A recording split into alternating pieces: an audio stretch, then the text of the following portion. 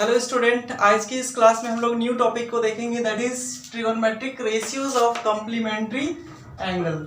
यहाँ पे complementary angle का क्या मतलब है? कॉम्प्लीमेंट्री एंगल क्या होता है, किसको कहते हैं कॉम्प्लीमेंट्री एंगल?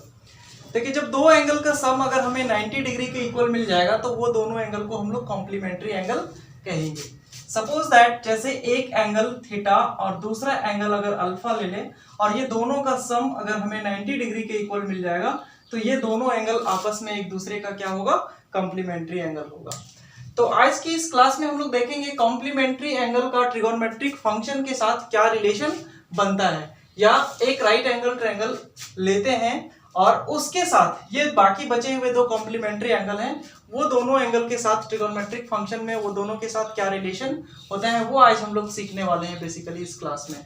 तो सबसे पहले हम एक राइट एंगल ट्रायंगल को लेते हैं। ए बी सी मेरा एक राइट एंगल ट्रायंगल है जहां पे बी मेरा 90 डिग्री है। तो ध्यान दीजिएगा, बी पे राइट एंगल है। ए को हम कंसीडर कर लेते हैं अल्फा और सी को कंसीडर कर लेते हैं थीटा। तो यहाँ पे अगर हम alpha plus 90 degree plus theta, अगर ये तीनों एंगल को अगर हम प्लस करेंगे, जोड़ेंगे, तो हमें एंगल सम प्रॉपर्टी से हमें ये तीनों एंगल का सम जो है वो 180 डिग्री के इक्वल मिलेगा। अब ध्यान दीजिएगा, यहाँ पे अल्फा प्लस अगर थीटा का वैल्यू निकालना चाहें तो हमें 180 डिग्री माइनस 90 डिग्री जब करेंगे तो हमें अल्फा प्लस थीटा का जो है वो वैल्यू मिल जाएगा 90 degree. It means angle A और एंगल सी का जो वैल्यू हो गया वो कितना डिग्री हो गया? 90 डिग्री मिल गया। मतलब ये दोनों कॉम्प्लीमेंट्री एंगल हो गए, ये दोनों एक दूसरे का क्या है? कॉम्प्लीमेंट है। तो हमें इस दोनों एंगल का ट्रिगोनोमेट्रिक रेशियोज के साथ क्या रिलेशन बनता है वो देखते हैं। अब हम यहाँ पे एंगल सी के रिस्पेक्ट में अगर हम ट्रिगोनोमेट्रिक रेशियोज को फाइंड आउट करेंगे तो हमें क्या मिलेगा वो ध्यान दीजिएगा। जैसे फॉर एंगल सी में अगर हम ट्रिगोनोमेट्रिक रेशियोज अगर फाइंड आउट करें तो हमें क्या मिलेगा? ध्यान दीजिएगा, एंगल सी के रिस्पेक्ट में अगर हम देखें तो हमें परपेंडिकुलर जो है वो क्या मिलेगा? ए बी जो है वो परपेंडिकुलर हो जाएगा और बेस क्या होगा? बी सी हो जाएगा और हाइपोटेनियस ए सी हो जाएगा।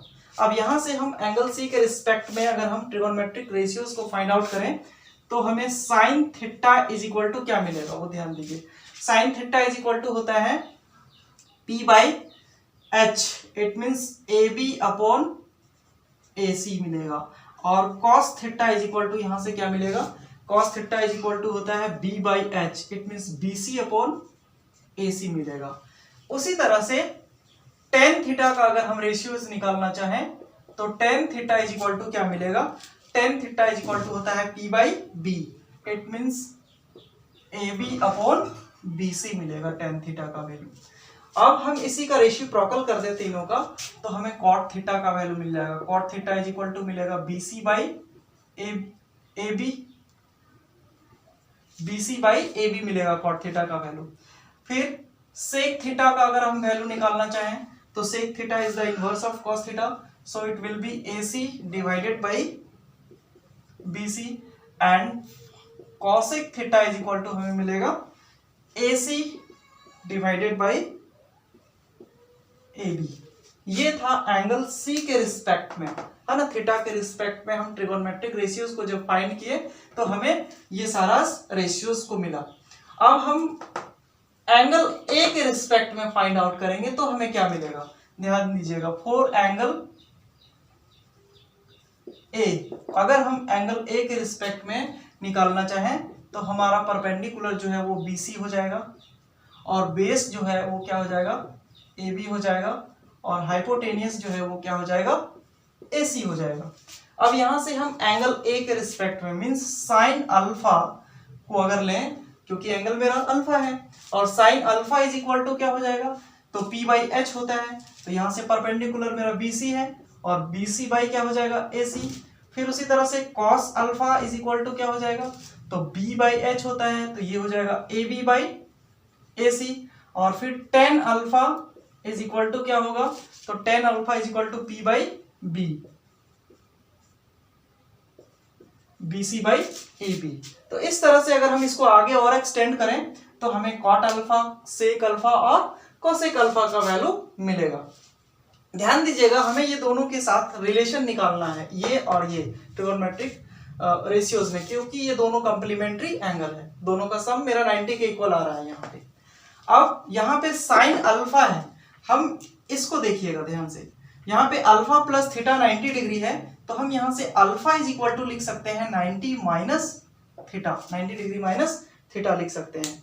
तो अगर यदि हम इसको इक्वेशन 1, इसको 2, इसको 3, 4, दिस इज 5, 6, 7, 8 एंड 9 कंसीडर कर लें, तो देखिएगा यहाँ पे इक्वेशन, यहाँ पे हम जब इक्वेशन 2 और 7 को क्या करते हैं, कंपेयर करते हैं, है ना, बाय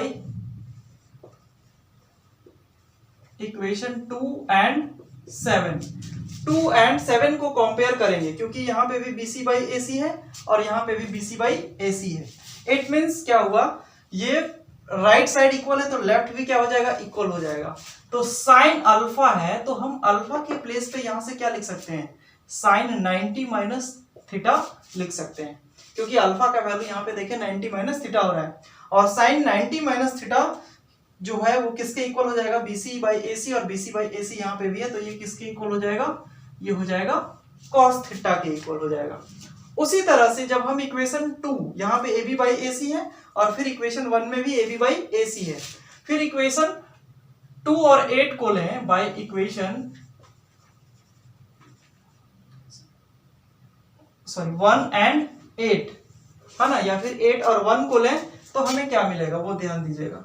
इक्वेशन 1 और 8 को लेंगे तो इक्वेशन 8 में हमें दिया हुआ है कॉस अल्फा, तो कॉस 90 माइनस थीटा, क्योंकि अल्फा की प्लेस पे हमने 90 माइनस थीटा फाइंड आउट किया, यहाँ पे कॉस 90 माइनस थीटा जो है वो किसके इक्वल हो रहा है, इक्वेशन 1 में लेफ्ट साइड में किसके इक्वल हो जा रहा है, साइन थीटा के इक्वल आ रहा है।